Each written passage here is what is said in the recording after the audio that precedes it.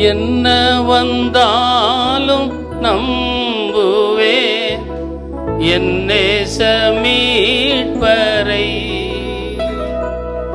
யார் கைவிட்டாலும் பின் செல்வேன் எனது இயேசுவை.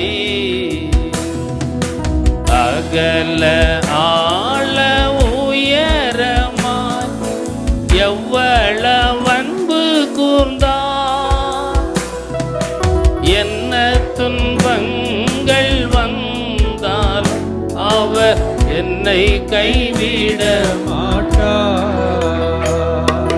காக்கும் வல்ல மீட்பர் கொண்ட